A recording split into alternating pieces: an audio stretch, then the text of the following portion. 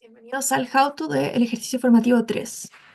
Para la P1 tenemos una empresa encargada del tratamiento de fluentes ácidos busca determinar la cantidad óptima de el reactivo X que debe agregarse en combinación con el reactivo Y bajo un presupuesto total limitado. El objetivo es alcanzar una neutralización química eficiente del efluente. El modelo empírico que describe la eficiencia de neutralización es el siguiente, es este de acá, en donde tenemos una relación entre ambos reactivos y tenemos distintos parámetros. Y nos piden a nosotros, como practicantes, resolver este problema utilizando el método de la secante y el método de la posición falsa. Para esto, partimos que el método de la posición falsa requiere que los valores iniciales x0 y x1 encuadren una raíz, es decir, que el resultado de la función de estas dos adivinanzas iniciales tenga el cero entre medio. Para esto, explore el comportamiento de la función fx en el intervalo de x desde 1 hasta 20 y proponga un par de valores iniciales adecuados y justificar esta elección. Entonces tenemos en octa eh, nuestra función de neutralización con los parámetros que nos dan en el enunciado, que los vamos a entrar a la función con una estructura de params y la entrada de x. Lo primero que teníamos que darnos cuenta era que estos dos métodos solo reciben funciones con una variable. Entonces tenemos que, dentro de la misma función, reemplazar la y. Ya no podemos tener acá x, y porque el método ni de la secante ni de la posición falsa nos permiten tener dos variables.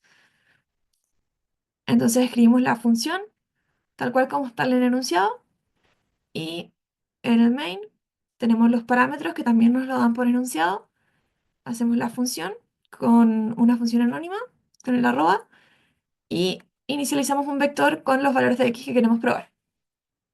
Y luego creamos el gráfico.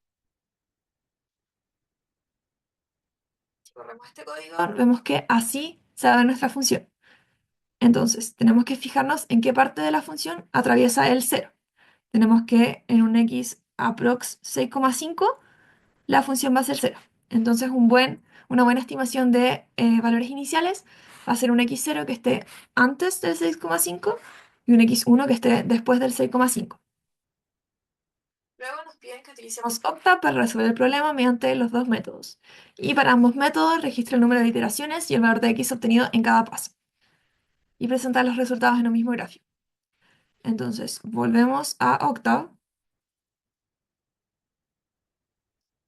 y tenemos acá el método de la posición falsa con la regla de iteración, que es esta que está acá, y dependiendo de dónde se cruce el eje, dónde se cruce el cero, si reemplazo el XR en X1 o en X0. Y tengo el método de la secante, que aquí está su regla de iteración, que siempre va a avanzar independiente de que cruce el cero o no. Esta no necesita que cruce el cero, donde la posición falsa sí. Entonces tenemos el main, tenemos nuestros parámetros del algoritmo, los parámetros del problema, creamos la función y tenemos nuestra adivinanza inicial, que en este caso cogimos el 4, que si volvemos a ver el gráfico anterior, con un x igual a 4 estamos debajo del cero y luego tenemos un x1 10 y con el x1 estamos arriba del cero. Entonces esta adivinanza inicial no sirve tanto para la posición falsa como para la secante. Aquí verificamos nuevamente que existe ese cambio de signos, porque si bien lo verificamos visualmente, siempre es bueno tener unas líneas del código que lo verifiquen. Y luego aplicamos el método de la posición falsa y después el método de la secante, con las funciones que vimos antes. Graficamos la comparación y hacemos la tabla de comparación, donde tenemos que nos muestre y que es la iteración y los stats que guardamos en la función del método, que este stat es para el x. Si vemos acá, por ejemplo, la stat va a ser nuestro xr, que es el x que queremos mirar en la iteración. Entonces, si corremos este código,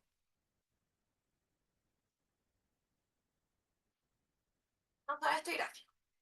El 1 es nuestro x1, el 2 es nuestro, o sea, el 1 es nuestro x0, el 2 nuestro x1 y después están las iteraciones que siguen. Solo observando el gráfico podemos ver que el método de la secante se demora dos iteraciones menos que el método de la posición falsa. Estas dos no cuentan porque son nuestras adivinanzas iniciales, Así que demora en total 4 iteraciones la de la secante y 6 iteraciones la de la posición falsa. Y viendo la tabla, acá, tenemos que ambas alcanzan el mismo valor. Luego nos pregunta, ¿cuál de los dos métodos presenta una convergencia más rápida hacia la raíz? Justifique su respuesta en base al gráfico comparativo anterior y el número de iteraciones requeridas. Entonces, si vemos nuestro gráfico anterior, tenemos que el de la secante alcanza la raíz, o sea, converge más rápido que el método de la posición falsa. Y si vemos la tabla, también nos dice lo mismo. La posición falsa necesita 8, mientras que la secante necesita 6. Y si le quitamos los dos, que son nuestras adivinanzas iniciales, la de la secante necesita 4 y la posición falsa necesita 6. Sigue siendo menor el de la secante. Luego, utiliza ahora Excel para resolver el mismo problema mediante ambos métodos. Asegúrese de registrar las iteraciones y valores de X en cada paso. Presenta los resultados en el mismo gráfico que compare la evolución iterativa de ambos métodos. Entonces nos vamos al Excel, poniéndose lo más ordenados posible porque es más fácil equivocarse al tomar algún valor de alguna celda o al no fijar ese valor con los signos peso. Entonces acá tenemos el método de la posición falsa, que necesitamos el x0, el y0, que los vamos calculando en cada iteración, la función de el x0, el x1 y 1, la función del x1 y el xr.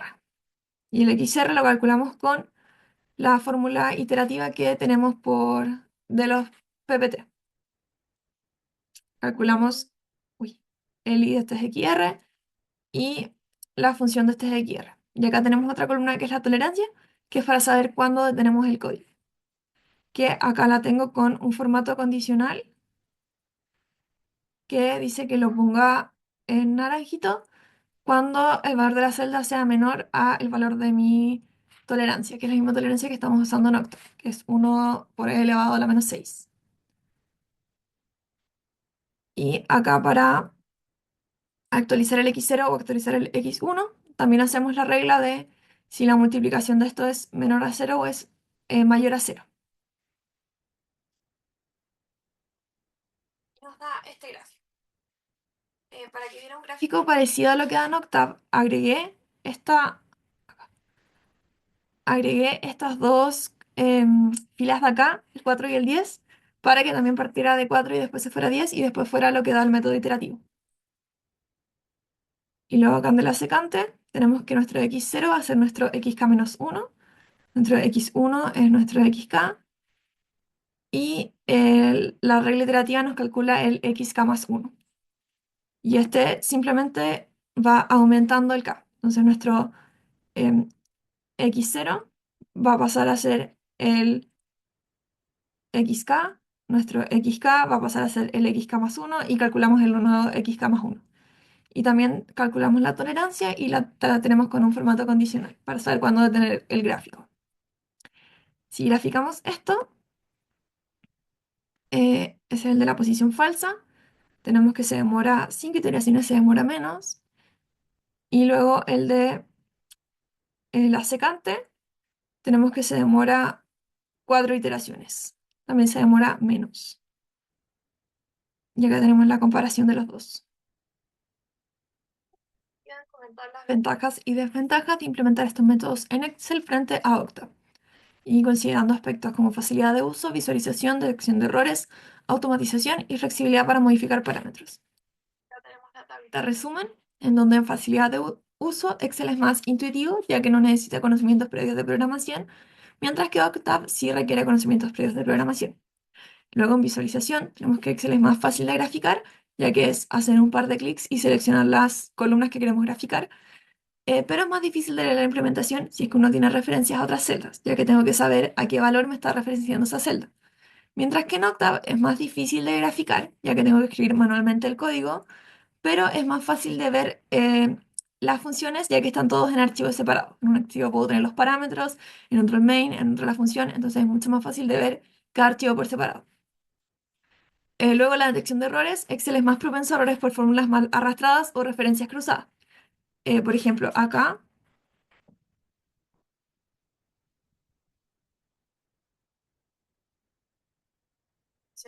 errores, Excel es más propenso a errores por fórmulas mal arrastradas o referencias cruzadas. Por ejemplo, si es que en una fórmula la quiero arrastrar y no coloco los signos pesos de fijarlo en un valor, me va a tirar un error.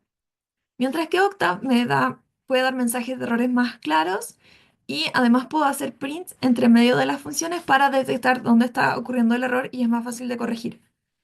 En automatización, Excel es más limitado si es que no utilizamos macros, pero si utilizamos macros, también nos disminuye la facilidad de uso, ya que para hacer una macro necesito conocimientos previos de programación. Mientras que Octave es altamente automatizable porque puedo usar bucles, puedo usar funciones y puedo usar scripts. En flexibilidad para modificar parámetros, Excel es más flexible, pero solo si utilizo la dependencia de las fórmulas. ¿A qué nos referimos con dependencia en las fórmulas? A cuando yo tengo una fórmula y llamo a una celda en vez de llamar a un valor. Entonces, por ejemplo, si yo acá, en vez de poner R5 que corresponde a mi A, coloco el 0,05, es más difícil de cambiar este valor del parámetro, ya que tendría que cambiarlo acá directamente en la función, en vez de cambiar solamente la celda del parámetro. Y no tendría que cambiarlo en una sola celda, sino que tendría que cambiarlo en este caso en tres celdas más estas dos de acá. Entonces, más trabajo. Mientras que en Octave es más flexible porque tengo que cambiar solo un valor en una parte de mi código, que serían los parámetros de la función. Y finalmente, reutilización. Tenemos que Excel es más difícil de reutilizar con otra función, ya que tengo que cambiar muchas celdas, muchas escrituras de función, mientras que Octave es más fácil de reutilizar, ya que solo cambio un script. Y esa sería toda la P1. Hola chicos, bueno, ahora vamos a pasar a la P2 del ejercicio. En esta nos dicen que la eficiencia operativa de ciertos procesos fermentativos exotérmicos dependen críticamente de condiciones como la temperatura y la presión de operación. Durante el estudio de calibración experimental se ha determinado una función empírica que modela un índice de desempeño energético en función de dos variables. Entonces tenemos f de x, y, que va a ser el índice de desempeño energético, que va a depender de las variables x e y respectivamente. Esta función presenta un máximo global en una región con curvatura variable, lo cual dificulta el uso de métodos con paso fijo, ya que pueden no converger o requerir muchas iteraciones. En este ejercicio, usted implementará una versión del algoritmo de gradiente ascendente con paso variable usando la regla de Armijo para maximizar esta función. Luego comparará el rendimiento del método con alternativas que utilizan paso constante. La condición de aceptación para el paso alfa de la regla de Armijo para la maximización es la siguiente, que se muestra ahí, donde P es la dirección de búsqueda. En este caso, como estamos en un proceso de maximización, va a ser el gradiente de ascenso. Si la condición no se cumple, el valor de alfa debe reducirse, por ejemplo, dividiéndose sucesivamente en 2 hasta cumplir la condición. Ya, ¿qué es lo que tenemos aquí en la regla de Armijo? Igual esto estaba en el PPT de la clase de optimización, así que quizás ya lo tiene un poco más dominado. El lado izquierdo mide cuánto crece la función al moverse el alfa en la dirección P. O sea, qué tanto crece la función si yo le muevo este alfa, pero en la dirección de ascenso. El lado derecho es una fracción pequeña del cambio esperado, según el gradiente. ¿Por qué es una fracción pequeña? Porque este parámetro de acá, que es el parámetro de Hermijo, normalmente es un valor muy pequeño. Por ejemplo, en la A nos dan que es 10 elevado a menos 4. Entonces, es una fracción bien pequeña del cambio esperado, donde P va a ser la dirección de búsqueda y aquí vamos a tener también la dirección de búsqueda, pero transpuesta. Y vamos a aceptar el cambio. O sea, vamos a aceptar el alfa solo si el crecimiento de f es suficiente. Si este alfa genera que el crecimiento de f sea lo suficientemente grande como para superar a esto de acá, entonces vamos a aceptarlo. Si no, lo vamos a reducir en la mitad, entonces lo vamos a reducir en 2 y vamos a volver a probar esto iterativamente. Si luego, también tenemos que luego si alfa se vuelve demasiado pequeño, se detiene el ajuste para evitar los ciclos infinitos. Entonces igual esto tiene una tolerancia, no podemos hacerlo infinitamente. Vamos con la pregunta A. Implementa un script de Octave que maximice la función utilizando el método de gradiente ascendente con paso variable aplicando la regla de Armijo.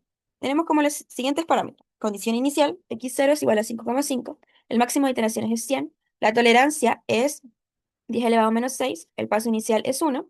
Y la regla de Armijo es 10 elevado a menos 4.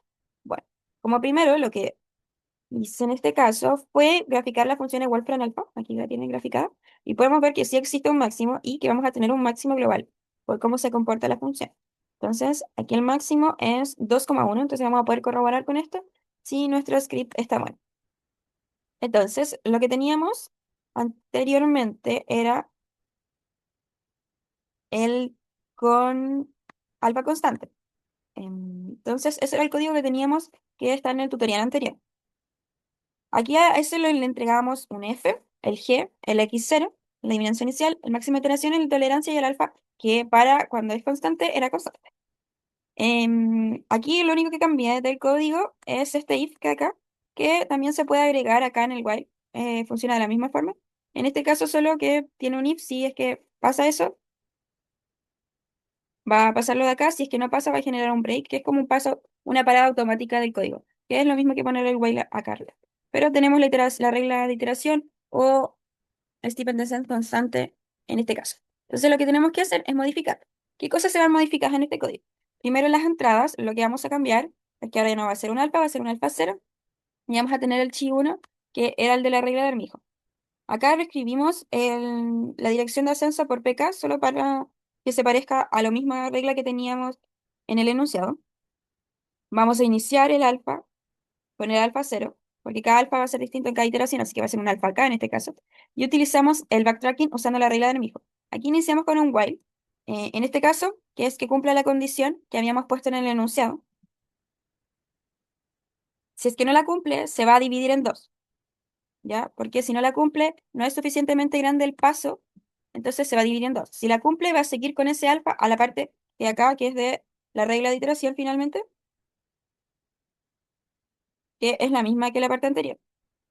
Ahora, si el alfa es muy pequeño, o sea, menor a 10 elevado a menos 10, o sea, 1 elevado a menos 10 en este caso, va a parar automáticamente. Esto igual lo podríamos haber puesto en el while, no hay ningún problema. Aquí genera la regla de iteración, acá habla de la tolerancia, lo mismo, esto también podría haber ido en el while de acá arriba. Y terminamos con reescribiendo de nuevo las funciones para la siguiente iteración.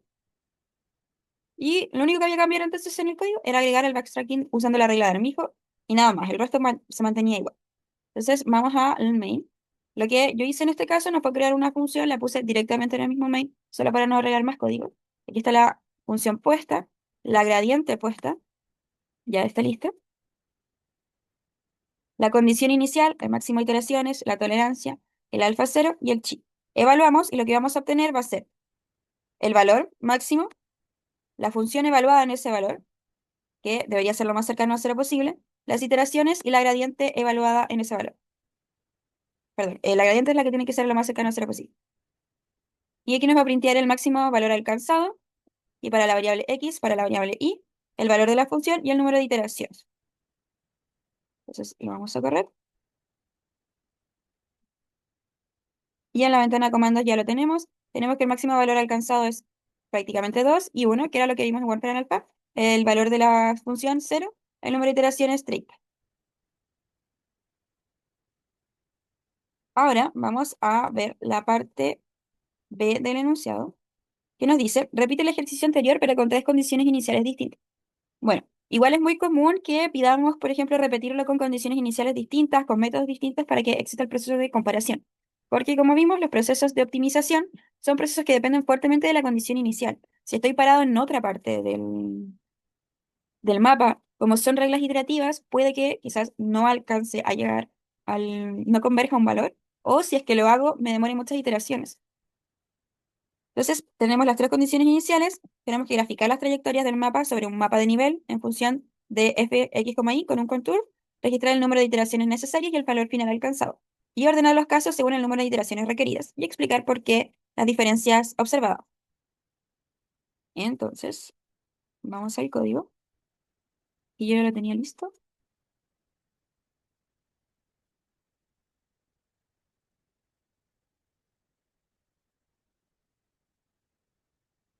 Entonces, lo mismo, aquí no nos piden hacer otra función, solo la misma con constante. Lo que vamos a hacer es, bueno, aquí yo puse la función de nuevo, los parámetros del método, podían no haberlos puesto. Y las condiciones iniciales, en este caso las puse en una lista y van a tener x 5,5, menos 5,5, 0,0. Creé los colores para el contour y creé la mapa de nivel con una mesh grid que me tira que va a ser de menos 6 hasta 6 con un paso de 0,1.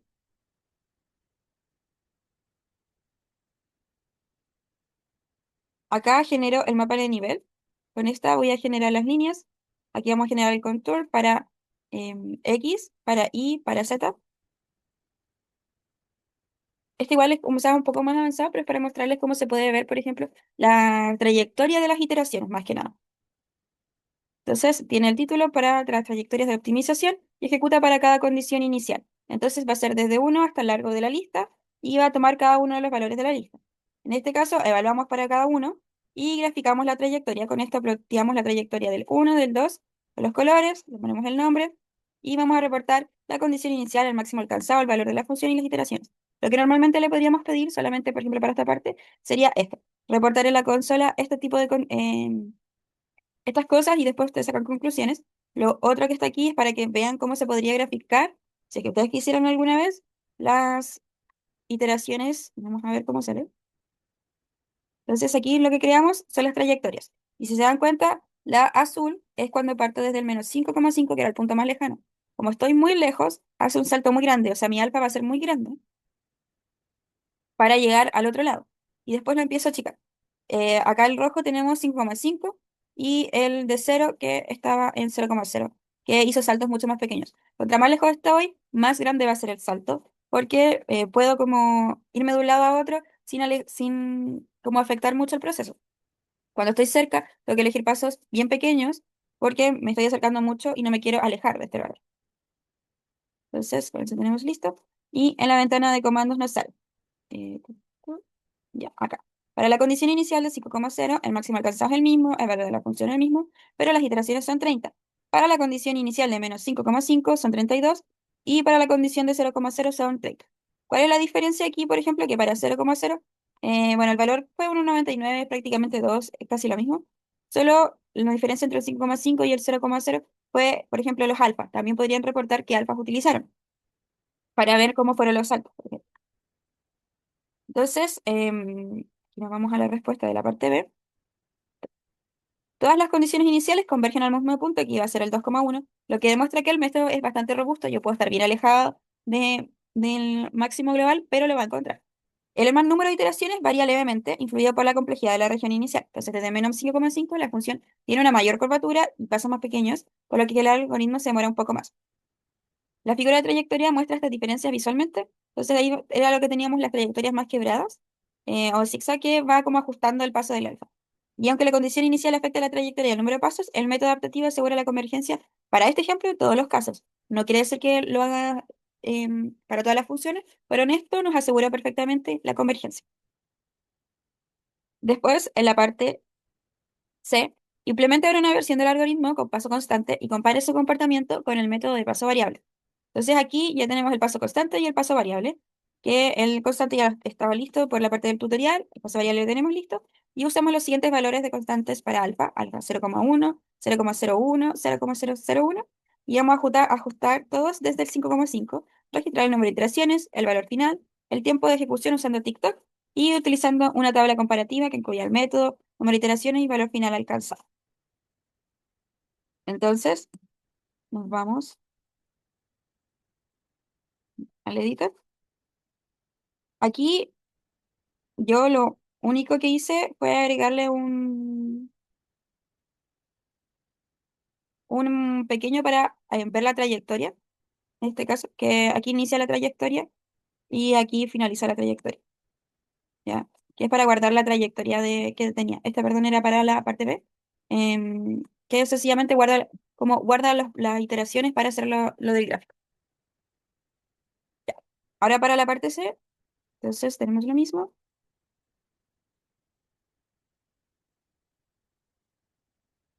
Y vamos a plantearlo.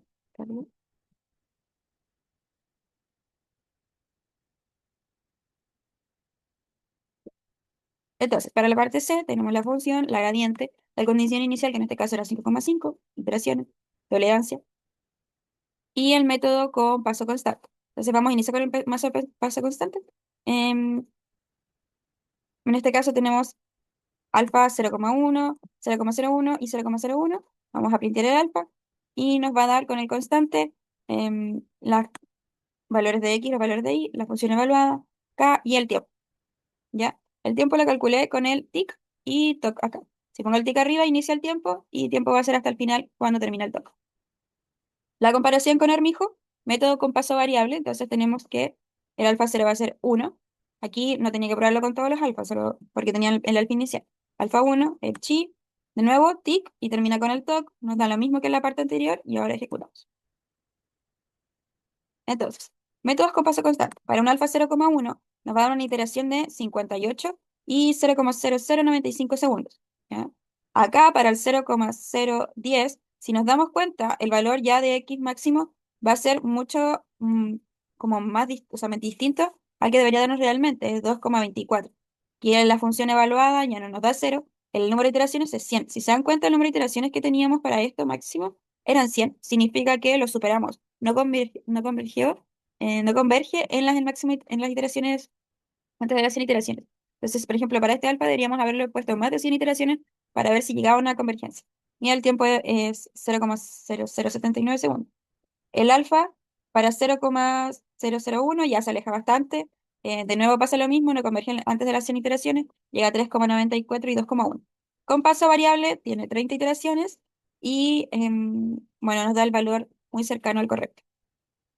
Entonces, la pregunta iba en comparar los valores. Entonces, luego tenemos que hablar de esta comparación de valores. Con alfa 0,1, el método constante logra buenos resultados, pero necesitó casi el doble de iteraciones que con Hormijo, que eran 30. Con el alfa 0,01 y 0,001, el algoritmo se volvió ineficiente o diverge. No llegó al máximo y entregó un punto alejado. Esto para las 100 iteraciones. Igual tienen que darse cuenta que la función que habíamos puesto era bastante básica. Si quizás pusiera una función mucho más compleja, em, las iteraciones serían mucho mayores, le costaría mucho para estos alfa constantes. Entonces, Solar-Mijo garantizó la eficiencia en este caso y la precisión sin necesidad de ajustar el alfa. Em, el método de paso variable es mucho más robusto y confiable, adaptándose a la curvatura de la función y permitió alcanzar el máximo con menos iteraciones y sin la necesidad de experimentar con parámetros. Entonces, para este caso, lo que nos dice es que finalmente Armijo era una mucho mejor opción para, por ejemplo, en comparación a la parte de alfa constante, porque quizás si lo hubiéramos puesto con alfa constante, no hubiéramos sabido al inicio qué alfa ocupar y no hubiéramos demorado mucho en ajustarlo para llegar al valor óptimo que necesitamos. Así que igual es una mejor opción que el de paso constante en este caso del ejercicio. Bueno, eso chicos, eso fue el ejercicio formativo número 3. Espero que igual hagan los códigos, les sirve para practicar. Que les vaya bien en el ejercicio de esta